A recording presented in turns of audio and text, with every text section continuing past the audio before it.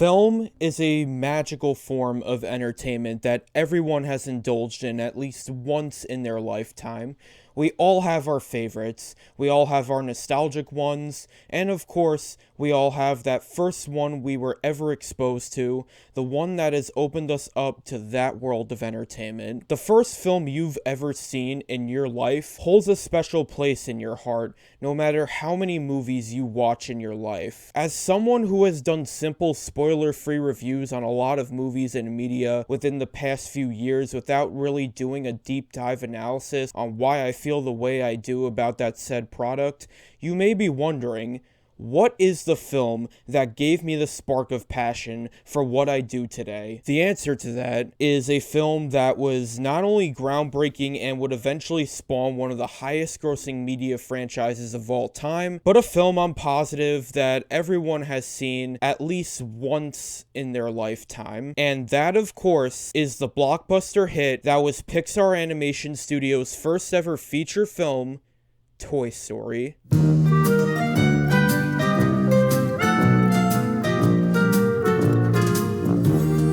Toy Story is a 1995 CGI animated adventure comedy film produced by Pixar Animation Studios for Walt Disney Pictures and directed by John Lasseter. This movie serves as not only the first ever entirely computer animated feature film, but the first ever feature film from Pixar, period, and its success would not only lead to one of the most iconic film libraries in animation history, but it would revolutionize the medium of animation and film in general as we know it. This film was such a massive success in so many ways. It was the second highest grossing movie of 1995, right behind Die Hard with a Vengeance. It did phenomenal in home media and merchandise sales across the years, and it is seen in super high regard by most critics, with it even sitting at a whopping 100% on Rotten Tomatoes. The film was even nominated and won many different awards. It was nominated at the 68th Academy Awards in 1996 for Best Original Score, Best Original Song with You Got a Friend in Me by Randy Newman, and it even holds the milestone for being the first ever animated film to be nominated for Best Original Screenplay. It was also nominated for Best Fantasy Film and Best Writing by the Academy of Science Fiction, Fantasy, and Horror Films at the 22nd Saturn Awards 1995, Best Voice Acting in the 24th Annie Awards in 1996, Best Musical or Comedy Motion Picture and Best Original Motion Picture Song at the Golden Globes within the same year, Best Dramatic Presentation at the 1996 Hugo Awards, Favorite Movie at the 9th Nickelodeon Kids' Choice Awards in the same year, Best On-Screen Duo at the 1996 MTV Movie Awards, Best Achievement in Special Visual Effects at the 1997 British Academy Film Award, Best DVD and DVD Special Features at the 4th Annual Online Film Critics Society Award in 2000, and You've Got a Friend in Me by Randy Newman was even nominated for the American Film Institute's 100 Years, 100 Songs list in 2004. In terms of victories, Toy Story won the award for Best Animation at the 1995 Los Angeles Film Critics Association Awards, an award for Top Box Office Films of 1995 at the ASCAP Film and Television Music Awards, many different awards at the 1996 Annies including Best Animated Feature, Best Directing, Best Producing, Best Production Design, Best Music, Best Individual Achievement in Animation, and Best Writing, Best Original Score at the Chicago Film Critics Association in 1995, Best Sound Editing for an Animated Feature at the 1996 Motion Picture Sound Editions Golden Reel Awards, the Special Award of Merit at the Producers Guild of America Awards within that same year, Young Artist Awards for Best Musical or Comedy Family Feature, and Best Voiceover Performance by a Young Actress also within the same year, and was even added to the Library of Congress's National Film Registry for the National Film Preservation Board in 2005. This film even received a Special Achievement Award at the 1996 Oscars. I didn't bring these guys. They hired their own limo.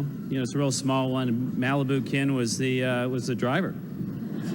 This movie was and still is really treated as something special when it comes to the topic of entertainment, and for all the right reasons. Ever since I watched this film as a toddler, I fell in love with it, its sequels, and pretty much Pixar's entire catalog. I was hooked. Toy Story is one of my top 5 favorite film franchises ever, even to this day. Every single one of the mainline films are absolutely incredible in their own way, and the first 3 films in particular make up the platinum definition of a perfect trilogy. With Toy Story 5 coming this summer and the franchise hitting its 30th anniversary just last year, as well as it officially being 40 years since Pixar was founded in 1986, I thought it would finally be time to truly come out of my shell and start making in-depth retrospectives on media I am passionate about, aside from just light reviews and memes. And of course, we are going to start with the classic that revolutionized animation and film as we know it. Without further ado, let's take a trip back to 1995.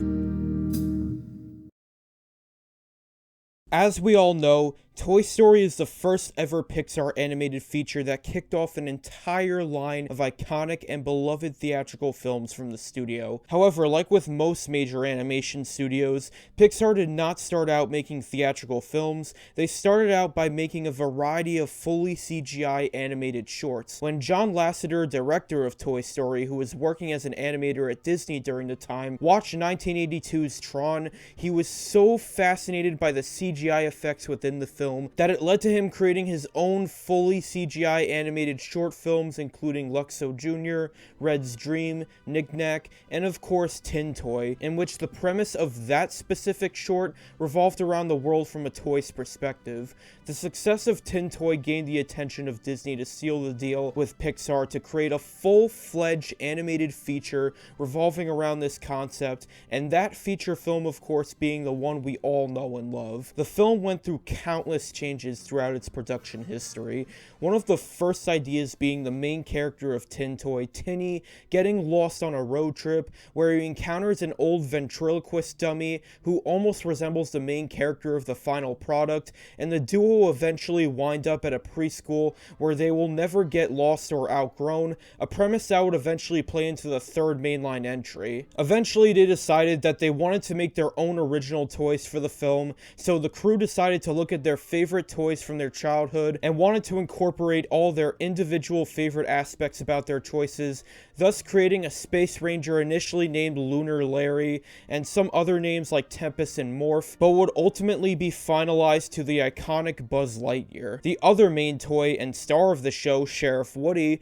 was designed to be a little more old-fashioned, and John Lasseter used examples like his childhood Casper doll with a pull string and voice box as reference, thus evolving the character from a ventriloquist dummy to a simple old-fashioned cowboy doll, and that old design would later be repurposed into Woody's origins in the second film. The crew went through many different hardships to make sure that this movie would be timeless. They sketched many different drawings and blueprints, as well as studied many different toy textures and actions to render their vision into this new style for theaters with all of the resources they can use at the time. Just like when it came to Walt Disney making Snow White and the Seven Dwarfs, aka the reason as to why animated films are a huge thing today, there were doubts and worries that this project could ultimately fail by not gaining enough public interest. They rewrote the script many times, and a lot of early pitches are definitely rough to watch, especially that infamous Black Friday pitch that almost destroyed the whole thing. Eventually, the crew finally got it right, and the film finally released at the El Capitan Theater on November 19th, 1995,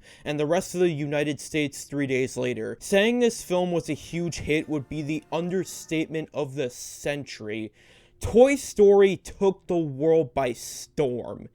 Everybody was talking about it from what I've heard, even those who weren't into animation. It was the movie at the time of its release and is still regarded as one of the most important films in history for how revolutionary almost everything about it is. From the animation to voice acting, storytelling, and more, we are going to finally talk about the global phenomenon itself and everything that makes it so special. The plot of Toy Story is a very simple one. Toy Story puts a unique concept into our minds with the imaginative scenarios of what if there were feelings and emotions beyond the boundaries of living things like humans and animals. Putting that onto the titular toys, this story follows a cowboy doll named Sheriff Woody, voiced by Tom Hanks, who is the favorite toy of joyful child Andy, played by John Morris, and leader of the many toys in his room, including his love interest Bo Peep, played by Annie Potts, a Mr. Potato Head, played by the late Don Rickles, a Slinky Dog, played by the late Jim Varney, a dinosaur action figure named Rex, played by Wallace Shawn, a piggy bank named Ham, played by John Ratzenberger, and more. However, this is all changed when Andy's birthday finally comes and he gets a spaceman action figure named Buzz Lightyear, played by Tim Allen, who mistakenly believes he is an actual space ranger and uses that to show off in front of the others, which draws them to immediately look up to him in a leader-like light, making Woody jealous and falsely believing that Andy loves him less now. Because of this, he and Buzz end up forming a rivalry that leads to a point where Woody plots against Buzz and accidentally ends up going too far, turning most of the other toys against him and making their rivalry for each other even more fierce, to the point where they both end up getting separated from Andy just a few days before he moves to a new house. In an attempt to reach their owner at his favorite pizza joint, the duo are instead found by Andy's next door neighbor and bully Sid Phillips, voiced by Eric Von Detten, who destroys toys and fuses them with others just for fun. While the duo are trapped in his house and trying to escape, Buzz sees a commercial on TV that is promoting him, and that's when he comes to the realization that he is a toy and not the Space Ranger hero he thought he was, and as a result, falls into an existential crisis where he becomes depressed and doubts himself as a living being. Meanwhile, Woody tries to escape multiple times, not realizing that Andy misses both him and Buzz just as much, and soon enough, Sid plans to destroy Buzz with a rocket, and the two are put in a situation where they have nothing left but each other. This is shown when the two have a heart-to-heart during their darkest hours, when they open up to each other about their insecurities and realize what their true purpose worth living for is: to make Andy happy and be there for him when he needs them. With the stakes at an all-time high, the duo works together to overcome many hardships, including teaching Sid a lesson and chasing a moving van in a high-speed chase in which they both use the rocket and Buzz's wingspan to fall with style right into Andy's car, finally reuniting with him. The film ends with a time jump to Christmas morning, where Woody is not only respected again by the other toys, but has now formed a beautiful friendship with Buzz, as they are now the co-leaders of the gang, as well as the co-favorite toys of Andy. Let's address with what is probably Toy Story's most well-known milestone, the animation and visuals. As we all know, Toy Story being full CGI was a completely new thing at the time of its release. Before then, CGI was present in feature films such as The Abyss in 1989, Jurassic Park in 1993, and especially Tron in 1982, the film that made John Lasseter want to start creating full CGI shorts at Pixar in the first place. When it comes to those old Pixar shorts like Luxo Jr., Red's Dream, Tin Toy, and Knick Knack, you can easily tell that there is an evolution with how the visuals in each short get slowly better, with much more clear rendering, more fluid movements, and less clowns and babies that haunt my dreams. However, when it came to making a full-length feature using this art style,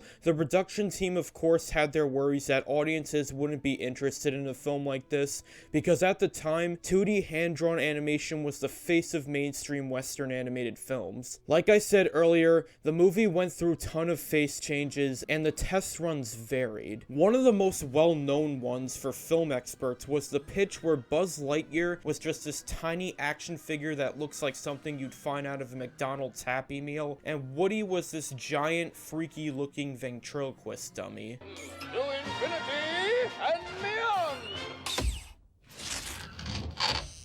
You know, Andy loves toys that he can find. When it comes to the final product we got, It may not be the greatest looking CGI production today, but to me, this still looks really impressive even over 3 decades later. Let's start by talking about the character designs, as I absolutely adore how they animate them and make them stand out from one another. The designs of Woody and Buzz look absolutely incredible. I love all the details like the old fabric and flimsy look of Woody, or the plasticky and stiff look of Buzz, which is especially apparent in the scenes when they are running, with Buzz running like he's ready for action, while Woody is just flailing his limbs around like crazy, and I find that so charming and hilarious, and it's become such an iconic joke with me and my brothers over the years. Even characters like the little green army men are really well animated, and the crew even attach their feet to boards to visualize how these toys would move on their own, which is really nice attention to detail. I also really love the designs of the mutant toys in Sid's room,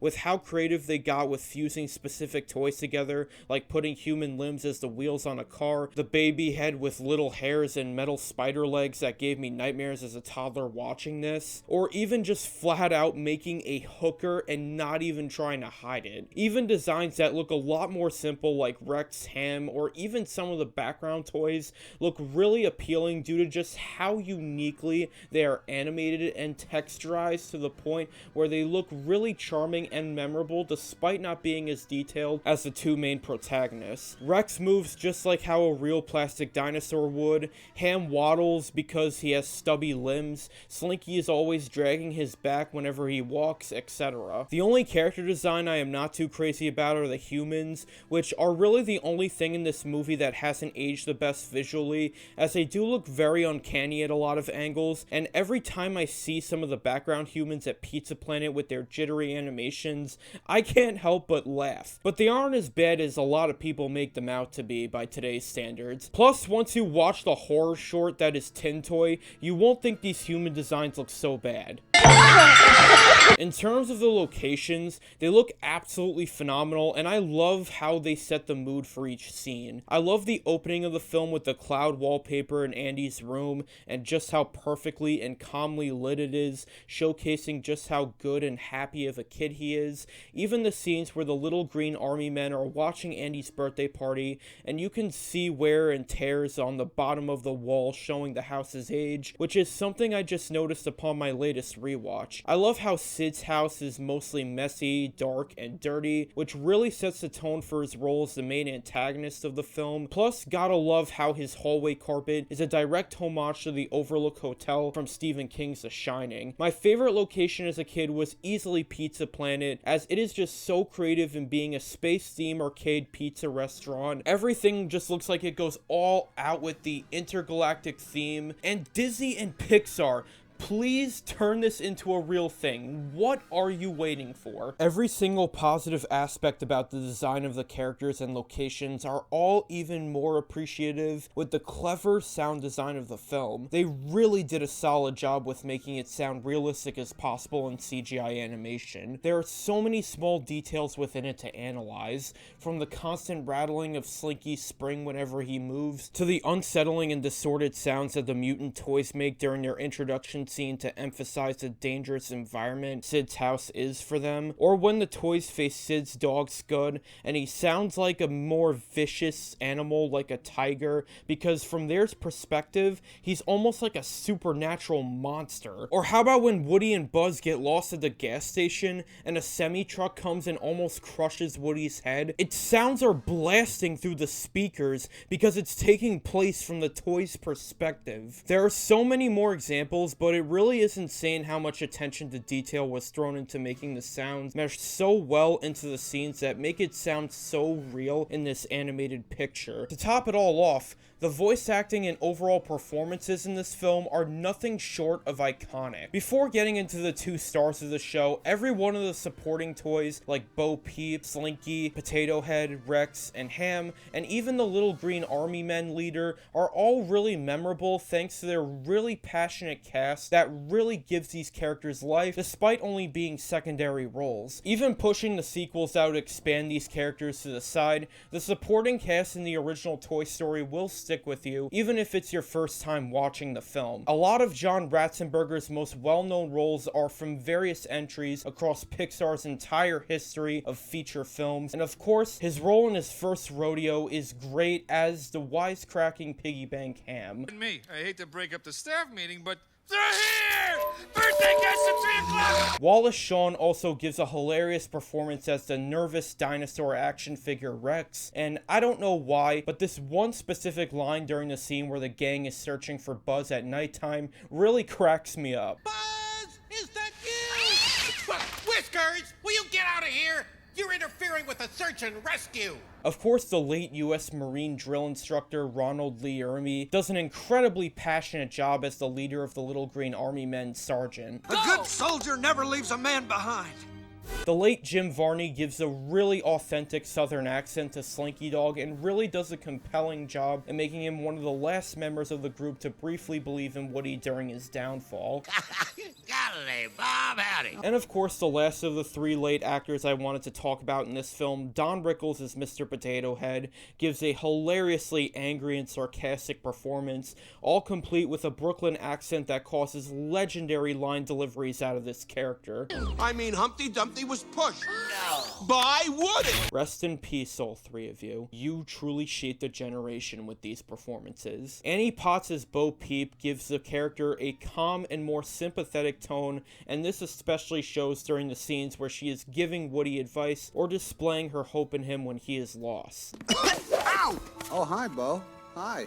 I wanted to thank you, Woody, for saving my flock. And of course, we have our two main stars of the film, Tom Hanks and Tim Allen as Woody and Buzz respectively. Tom Hanks, in my opinion, truly steals the show. His performance in particular is one of the greatest lead roles I have ever seen in any film, period. The sheer amount of raw emotion he puts into this cowboy doll to the point where he makes him feel human is astonishing. I constantly quote his dialogue from this film so much because of how dynamic it is, whether he is getting mad, yelling, being sarcastic or snarky, speaking with sincerity, etc. His line deliveries are the definition of perfection. Pull my string. The birthday party's today?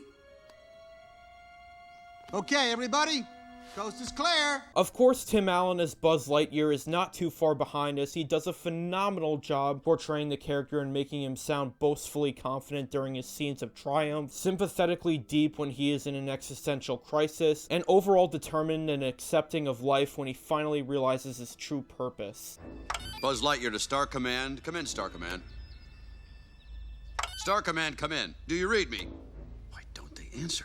Saying everyone gives it their all in this movie would be like me telling you grass is green or water is wet, but man, I still have to talk about just how funny this movie is. Toy Story really is one of the funniest movies I have ever seen, and I'm not even exaggerating. Every single joke lands. I already talked about how funny it is seeing Woody run or that one line from Rex, but man, I can't think about a few scenes from this film without at least chuckling. The scene where Buzz and Woody are fighting under the car at a gas station and Buzz is just beating him senseless for the most part has so many angles, especially this one, that takes me out every time. Or how about the scene where Buzz gets quote-unquote drunk as Mrs. Nesbit? Or how about the one where Woody is asking Buzz to give him a hand and he literally does that and Woody is trying to convince the others that he's friends with him now by doing impressions with his voice and gestures? Like, that is just comedy gold right there. The overall cast of Toy Story, whether it be major or minor roles, is one of the glowing examples of iconic, and they all bring a special layer of life into these characters, which really make them extremely charming and impossible to not like overall. And these iconic performances wouldn't have been possible without the genius writing and storytelling that is the biggest reason as to why this is one of the most beloved films in history. When making this film, whilst knowing what an animated movie is fully capable of, ignoring the common Disney stereotypes of it just being fairy tales and musicals. John Lasseter wanted it to truly stand out. I already talked about that contributing to the decision of making this film a whole new art style for cinematic animation, but he and the crew went through countless rewrites of the story until it was just right, and boy did they do their homework. Despite being a film revolving around talking children's toys, Toy Story strikes the chord perfectly when it comes to telling a story for both kids and adults to enjoy. Kids would of course watch this movie because colorful cartoon about toys, but adults would absolutely appreciate the true heart of this movie's outstanding sense of humor, real life parallels, incredibly smart dialogue that doesn't talk down to kids, setup/payoffs, and of course its relatable and heartwarming story about two rivals that stick together through hard times, which make them come to terms with their true purpose in life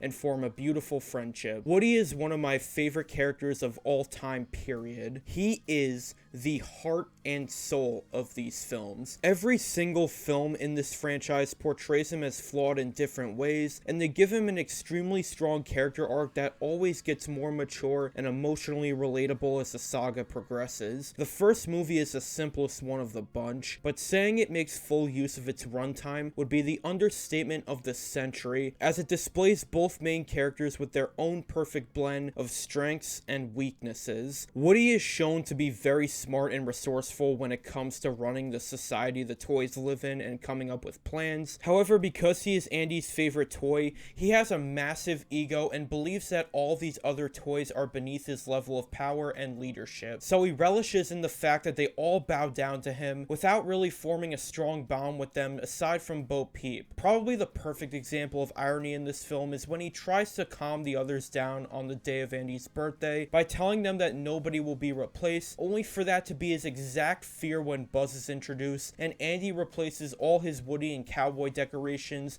with Buzz Lightyear and Space Ranger decorations, while the other toys start to respect him less and even occasionally take the opportunity to mock him, while Randy Newman's Strange Things Are Happening cleverly ties in with this sequence of events. Buzz isn't much better, as his false belief that he is a Space Ranger leads him to becoming arrogant and showing off in front of the other toys. However, he's much more respectful to them, more so than Woody ever was, showcasing a perfect parallel between the flaws and strengths of both protagonists. When I do hear complaints of this movie, they are usually thrown towards the fact that Woody is extremely selfish and entitled in the first half of this film, which I can see, but then again, that's the entire point of his character in this movie. He may see the toys as lesser than him, yes. He can't bear the thought of sharing the spotlight, yes. He takes every opportunity he can to mock Buzz and insult him, especially after finding out he really thinks he's a Space Ranger, yes. He views getting home with Buzz as more of an obligation to clear his name rather than genuine care, yes. But just like most good movies starring intentionally unlikable protagonists, he constantly gets humbled and grows from it. The moment he meets Buzz, he immediately tries to put him beneath the level of power he thinks he has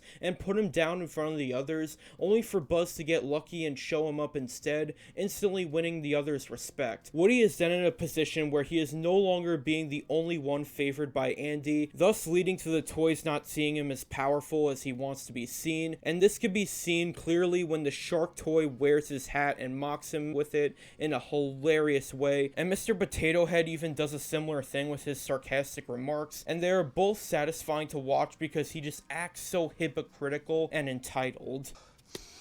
Hey, who's got my hat? Look, I'm Woody. Howdy, howdy, howdy. He'll always have a special place for you. Yeah, like the attic. When Woody tries to plot against Buzz so Andy would take him to Pizza Planet instead, he tries to get him stuck behind the desk using RC, only to accidentally go too far and knock him out of the window instead. Because he practically showed everyone his jealousy over Buzz since his introduction scene, most of the other toys, especially Mr. Potato Head, who never really saw Woody as that powerful to begin with, as he has no issue secretly mocking him throughout little moments beforehand, turns on him very very quickly and accuses him of deliberately trying to kill Buzz, and Woody getting chewed out by the Green Army men, followed by Mr. Potato Head making gestures that he's dead meat, was the turning point where Woody not only lost the level of power he thought he had over the toys, but their overall trust in him as well, as they now see him as a psychopathic murderer. Even when he does get what he wants with Andy taking him to Pizza Planet, he isn't happy like he thought he'd be, because he knows that his reputation is ruined unless Buzz would somehow show up out of nowhere, and he does get that in the car while at the gas station, only for the Space Ranger to get revenge by knocking him out of the vehicle and delivering a solid beating, leading to Andy's family leaving them behind without even noticing, literally leaving Woody zero good results. Even within the many attempts to escape Sid's house and reunite with Andy, Woody tries to bring Buzz with him, not out of care, but as more of a way to use him as a key to regaining the reputation he previously had with the other toys. And of course he fails in this regard, as he is inconsiderate of Buzz's Space Ranger mentality and later severe depression, thus resulting in him looking even worse to the other toys and even losing the trust of Slinky, a toy he had a stronger relationship with than the others, who even briefly held out hope for him along with Bo Peep when everyone found out he was missing. Slink! Slink, please! Please, listen to me! No! No, come back! So yeah, Woody is full of himself throughout a good chunk of this film, but he is rightfully receiving consequences throughout it and being put in his place, moments that contribute to his eventual improvements as a person and make him realize his flaws in the way he treats others. If you still think Woody makes this movie a little hard to watch, a lot of the deleted scenes, including the infamous Black Friday pitch, will make you think he wasn't so bad in the final cut, because in these deleted scenes, Woody is a lot more manipulative and even comes off as a weasel. The Black Friday pitch almost destroyed this film's production, as Woody is practically portrayed as a heartless monster, grabbing Buzz and slamming him out the window, and Buzz was actually shown to be a lot more humble here than in the final cut. Plus, Woody literally threatens the others and treats them like crap if they even dare to step on the bed. Woody!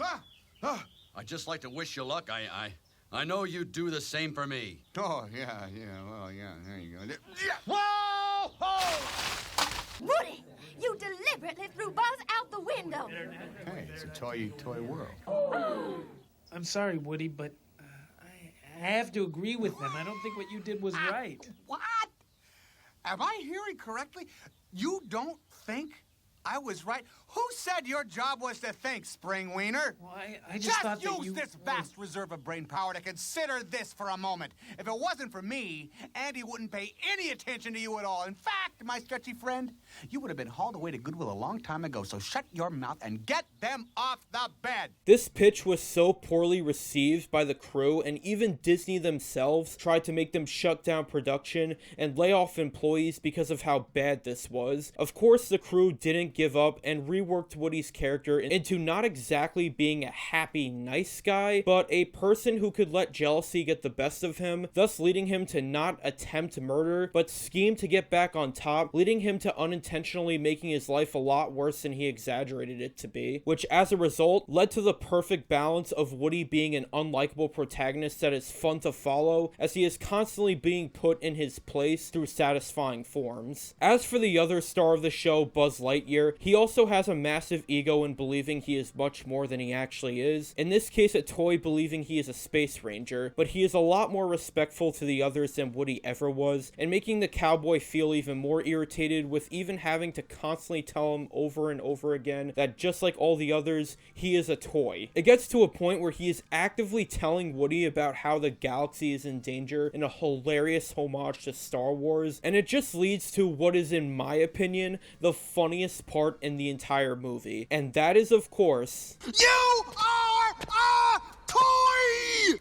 You are a sad, strange little man. he is so locked in with this Space Ranger belief that he literally sees anything that even remotely resembles space as an actual spaceship, and it really is charming to watch, especially during the scene where he is with all the little aliens in the crane game at Pizza Planet. And when they get to Sid's house and meet Sid's mutant toys mistaking them for cannibals, and Buzz starts using his fake built-in weapons thinking they are effective, it's just really fun funny to me, man. However, that mood takes a 180 when he and Woody are hiding from Sid's dog, and Buzz winds up in a room with a TV where he sees a television commercial promoting his toy, and he looks at himself and the descriptions implemented onto his body, and even fails to fly out the window, which not only causes him to break his arm, but finally see the truth that Woody has been telling him all along, making him fall into an existential crisis and become severely depressed, with Randy Newman's "I Will Go Sailing No More" really setting in with the somber tone of this scene. He really loses himself to the point where he practically gets drunk while dressed as Mrs. Nesbit, just throws Woody his arm when he is asked to lend a hand, and even makes no effort to even combat the mutant toys when they surround him, though it is revealed that they work together to restore each other to their former glory after Sid destroys them. Unfortunately, Buzz doesn't even try to hide from Sid when he storms in with his explosive rocket, and ties him to it, knowing well that it's going to lead to his demise. This finally brings us to the point where both of our main characters are officially in their darkest hour, with Woody having lost everything he ever cared for, and Buzz viewing himself as worthless, giving them both nothing but each other in helpless positions, and Andy feeling devastated that his two favorite toys will be gone forever, as he will move once morning comes. The only other toy that is still concerned for Woody's well-being and still has faith in him is Bo Peep, who perfectly understood where his jealousy stemmed from, and sadly knows that the solution to his issue that will most likely at the moment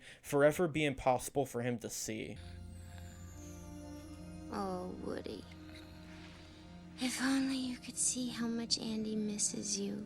Right after this movie's most hard-hitting moment finally comes, and while it may not be nowhere near as powerful as most of Pixar's other future hard-hitting moments, especially within this film series, this one won't necessarily bring you to tears, but it'll really make you feel for these characters and see them as people. It is a rainy night, and Andy is set to move in the morning, while Buzz is set to explode, and Woody is about to have absolutely nothing left. This is where both characters finally come to terms with their flaws as living beings, while also giving each other the strength to push through. Woody, desperately seeking a way out, finally takes Buzz's current mood into consideration as he gives him a meaningful talk as to what his purpose is: to make Andy happy and always be there for him, because he is his toy. Over in that house is a kid who thinks you are the greatest, and it's not because you're a space ranger, pal. It's because you're a toy. You are his toy.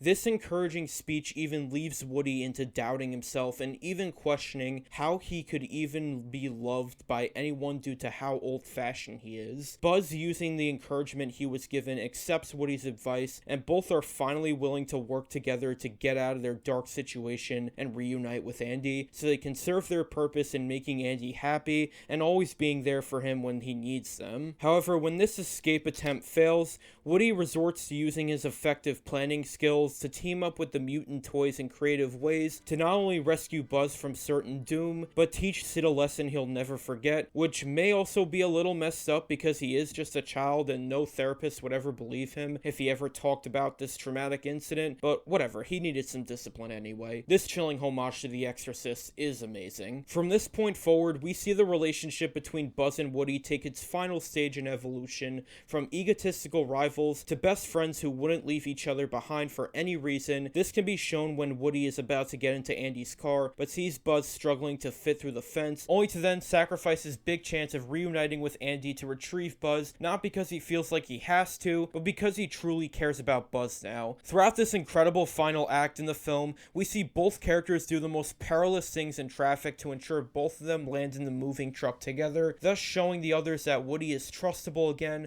to the point where even they try to help our heroes make it safely into the moving truck, only to end up failing. However, Woody not only uses his humble growth to get him and Buzz to their goal, but his observational growth through Sid's methods of torture, such as lighting matches and eventually using the heat ray of light from the sun to ignite Buzz's rocket, and not only use his wingspan to escape from it before it explodes, but swiftly glide and fall with style right into Andy's car, thus finally reuniting with their owner, with not just acceptance in what they were made for, but also feeling warmth in their beautifully formed beyond friendship. Another aspect of this movie's writing that I adore is how nothing feels incomplete. Everything gets their setup and payoff. To list a few examples, I already talked about Woody's ironic fear of being replaced and Buzz's use of his wingspan mechanic, but there are similar ones in which I really appreciate the writers coming full circle with. During the birthday party scene, we see Mr. Potato Head hoping that Andy gets a Mrs. Potato Head, which seems to be played off as a gag at first, only for him to finally get his wish during the end scene when they open up Christmas presents. Mrs. Potato Head! Way to go, Idaho!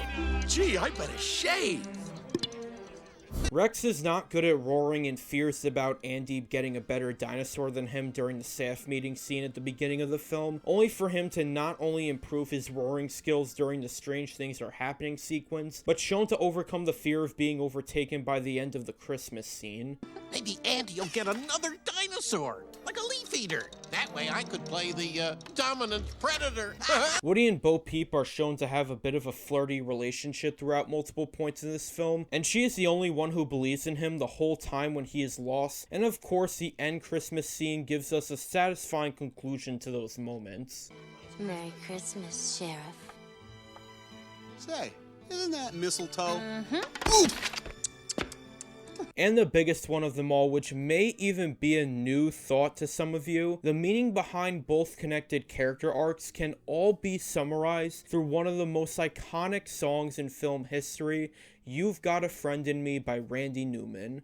I can't play it as it is very risky for copyright, but I am sure you all know how the song goes. However, I'm not sure you all know the thematic significance it truly has on this movie. From a casual standpoint, this may just sound like a cute and heartwarming little song about friendship, but when you take the plot of the film into account and then listen to the song, you'll see that it actually is a song that secretly summarizes the story and its theme of true friendship in a perfect manner. You've Got a Friend in Me perfectly resembles the theme of the struggles both characters go through. Both of their goals, Woody wanting to be Andy's favorite toy and Buzz proving his worth as a space ranger, cause them to clash in ways that wind up taking them on a downward spiral and into the lowest point of their lives. They both open up to each other about their flaws and find the bright side together, forming a friendship and consistently putting the other's needs before their own, eventually achieving their goal. The term, You've Got a Friend in Me, as opposed to something a lot more generic like you are my friend, is a lot more impactful, as opening up to each other and seeing the light together, inspiring cooperation and friendship is what ultimately improves the lives of our two main characters and is the key to them overcoming their burdens. When it all comes down to how Toy Story is perceived by critics and general audiences alike, it really is safe to say that after over 30 years, this movie still deserves every bit of praise and recognition it gets. Would I call it the best Pixar film, or heck, even the best in its series? Absolutely not, and I will definitely elaborate on that in the near future, but that doesn't stop me from saying it's a film that you definitely need to watch at least once in your lifetime. Toy Story truly is a masterpiece. From its revolutionary visuals, to its clever sound design, to its outstanding humor, to its legendary voice cast performances, to the incredible writing and dialogue given to these characters that not only produce a timeless message of accepting your self-worth and purpose, but really give kids and adults an experience that'll resonate with them for infinity and beyond.